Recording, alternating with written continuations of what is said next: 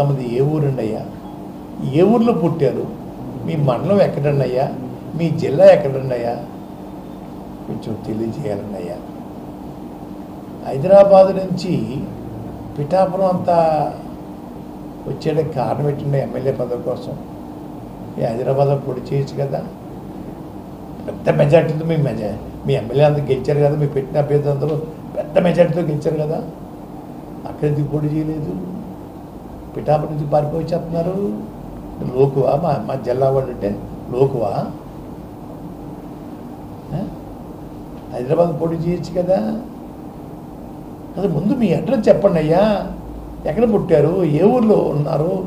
ప్రస్తుతం ఏ ఊరు ఉంటున్నారు? మీ జిల్లా ఇది, మీ మండలం ఇది చెప్పండి ఒకసారి. ఏమి చెప్పకుండా గాల్లో వచ్చేస్తారా? రంగు వేసుకొని వచ్చేస్తే అందరూ ఓట్లు వేసేయాలా? పవన్ గారు మిమ్మల్ని ఓడించి పంపడం ఖాయం. ఓడించి పంపకపోతే నా పేరు పద్మనాభం కాదు, పద్మనాభరెడ్డిగా మార్చుకుంటాను. మిమ్మల్ని ఓడించి పంపకపోతే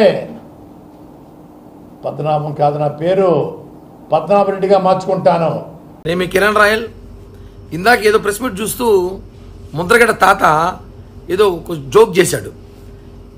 పవన్ కళ్యాణ్ గారిని ఓడించకపోతే నేను పద్మనాభం రెడ్డి అని పెట్టుకుంటా అని చెప్పాడు. హాస్యాస్పదంగా ఉంది. పెట్టుకోవడం ఏంది? ఆల్రెడీ మీరు అదే కదా. మా తెలియదు ఏంటి, అందరికీ తెలుసు రాష్ట్రంలో మీరేందో అనేసి.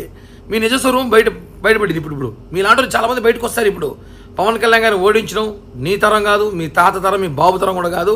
అక్కడ కళ్యాణ్ గారు 1,00,000 మెజార్టీ గెలవబోతున్నారు. ముందు మీరు, మీ నాయకుడు, మీ పార్టీ ఎలా కావాలో దానికి ఎత్తులు పగెత్తులు వేసుకొని, అంతేగాని మమ్మల్ని ఓడించడం మీ తరం కాదు. ఊరికే ప్రెస్ మీట్లకు వచ్చి అవాకులు చవాకులు పెళ్ళామంటే ముందు ఈ ముసిల్ తాతకి చాలా సినిమా చూపించాల్సి వస్తుంది. పద్మనాభరెడ్డి తాత